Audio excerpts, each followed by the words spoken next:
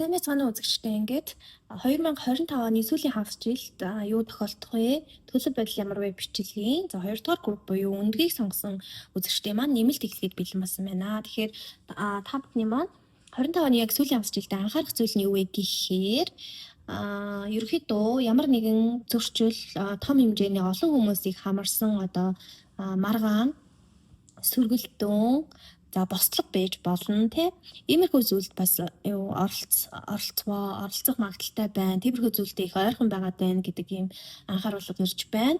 За энэ нь бол бас нөгөө талаараа бас нэг сайн биш байна гэж ойлгоорой.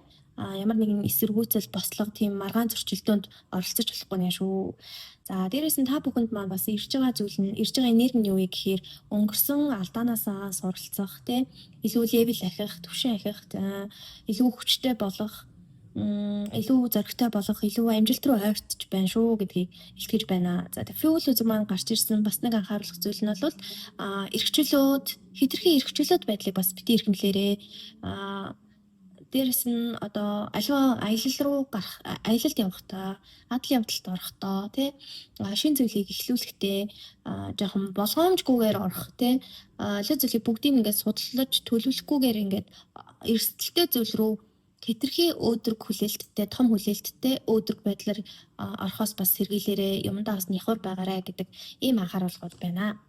Тэгвэл дараагийн асуулга нь болохоор та бүхэнд 25 оны сүүлийн хагас жилд ирж байгаа боломжууд юу вэ гэдэг дээр бол Emperor үзэр гарч ирсэн. Тэгэхээр та бүхэн маань бол маш их юм өөртөө итгэлтэй, хамгаалалт өндөртэй, юмны тийм эзэн суух те эсвэл өөртөө эзэн байж чадах, дээрэс нь ийм юу гэдэг албан тушаал өндөр зэрэглэлийн ерөөдөө ахлагаас дээшээгээ тий гүйс түвшний захирал ч юм уу тий өндөр түвшний ийм захирлын ахлагын ийм албан тушаалд бол орох ийм боломж байгаа юм байна.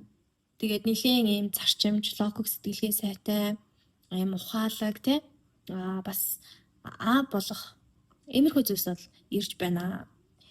Тэгвэл energy journey бас боломж олж орж ирж байна. Тэгэхээр та бүхэн маань болохоор 25 оны сүүлийн хагас жилдээ бас их заавал 3D амьдрал тий гадаад төрх за энэ нийгмийн гэдэг юм гадагшааж хэлэхээс илүү бас өөрлөгөө өнгөж эхэлнэ. Өөрийнхөө давуу сул тал, өөрийнхөө нууц авьяас боломж өгөгдөл тий энэ орчлон орвоод яах гэж төрсөн юм бэ?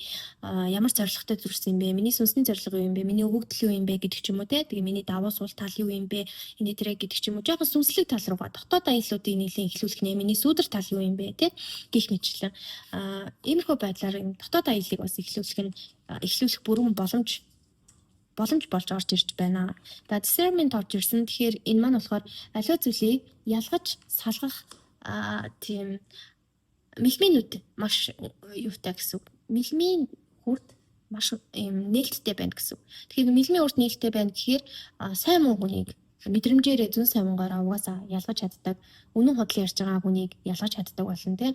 Ерөөдөө бол ийм 3 дэш мэлмийн чакра бол маш идэвхтэй юмыг ялгаж салгах чадвар маш өндөр байх нэ. Энэ бол өөрөө боломж болж орж ирж байна. За стратеги орж ирж байна. Тэгэхээр энэ Emperor үзэртэй хавсарч орж ирж байна гэсэн үг. Тэгэхээр та бүхэн маань болохоор нэлийн юм төлөвлөлттэй төлөвлөгөөний дагуу бүх зүйлийг хийх таны юу гэдгийг ажлын орчинд ч бай, амьдралын орчинд ч бай бүх зүйл төлөвлөдөг хүмүүс энэ группийг сонгосон байна. Тэгээд тэр төлөвлөгөөнийхөө дагуу бүгднийг авч явах.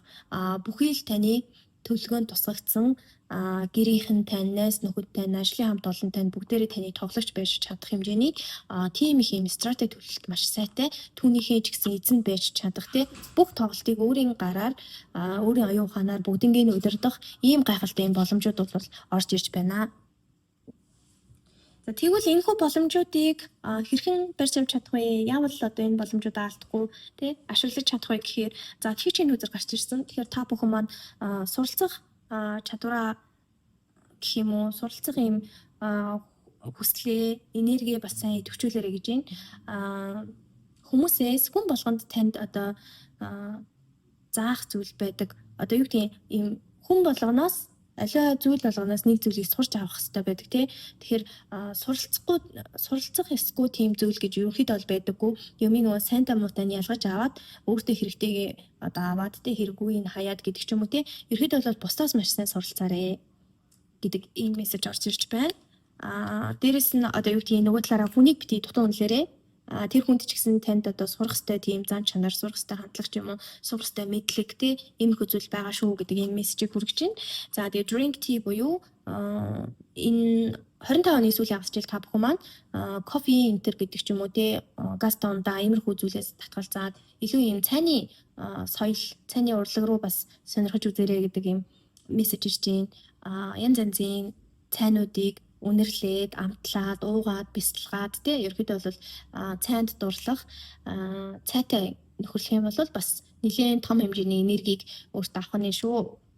За нөгөө талаараа болохоор үндсэн хөзөрнөөс болохоор 3 саваа доош харж буусан байна. Тэгэхээр стратеги их гарч ирсэн, эмперор хөзөр гарч ирсэн. Тэнгүүтээ 3 саваа гарч ирж ийн гэдэг маань та бүхэн маань энэ нийт одоо өөрийнхөө авч явж байгаа ажлын орчинчүй, амьдралын орчинчүй авч явж байгаа өөрийнхөө одоо төлөвлөгөө төлөлтөн дээр нэг анхаараарай гэдэг мессеж ирж байна. Тэр төлөвлөгөө төлөлтөн дээр ямар нэгэн алдаа байх вэ?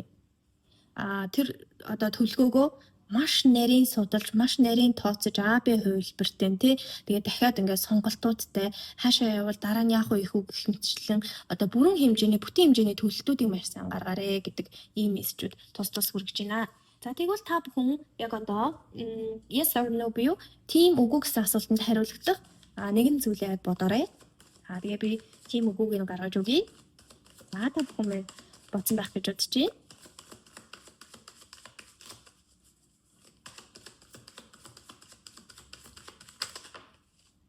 За хүзэр гарч ирлээ. За yes гэсэн хүзэр гарч ирж байна. За магадгүй та бүхэн маань амьдралын одоо утга учир, аз жаргал, гэр бүлтэд нэлээд холбоотой хань ижил, үр хүүхэд, аав ээж, эцэг эхтэй, дүү, эгч, ах ер нь бол ингээд бүхэл бүтэн юм ураг садан, төрөл садантай холбоотой зүйл бодсон байж болно. Гэр бүлтэй нэлээд холбоотой, эсвэл гэрлэлттэй, харилцаа, хайрын харилцаа, хамгаалалт тиймэрхүү зүйлтэй холбоотой зүйлс бодсон байх магадлал маш өндөр байна. Тэгээд ямар ч байсан та бүхний бодсон бодол бол тийм гэсэн хариулт ирж шүү. За тэгвэл бүгдээрээ timing order буюу та бүхэн маань ямар нэгэн бодож байгаа үс хэргийнхаа бүтэх боломжтой эсвэл ямар нэгэн зүйл хүлээж байгаа бол эсвэл хүн хүлээж байгаа бол энэ цаг хугацааг нь асуугаарай. Цаг хугацааны хүзрийг гаргаж өгье. За шууд нэг хүзэр гарсан. Next week гэсэн хүзэр гарсан байна. Тэгээ харьцангуй маш ойрхон хугацаа байна. За та бүхэн маань юу ч бодсон байсан? Эх 7 хоногт хариу авах нь байна. Эх 7 хоногт ирэх нь байна. Эх 7 хоногт үр дүн үзэх нь байна. Эх 7 хоногт сураг сонсох нь байна гэдэг ч юм уу тий. Өөрсдийнхөө асуусан асуултанда эх 7 хоног гэдэг хариулт авсан байх шүү. Дараагийн 7 хоног гэсэн үг. За мэдээж энэ бичлэгийг хизээ та бүхэн маань үзэн тэр өдрөөсөө дараагийн 7 хоног гэж ойлгоорой.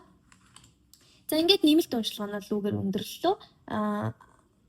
Ерөнхийдөө бол нэлийн ойлгомжтой бүх зүйл товч бөгөөд тодорхой байлаа гэж үзлээ. Тэгээ та бүхэн маань сэтгэлээ комент хэсэгт бас үлдээгээрэй. Тэгээд энэ үртэл цаг заваа зарцуулсан дээрээс нь нэмэлтээ авсанд баярлалаа гэж хэлье. Тэгээ Аз амжилтыг хүсье баяртай.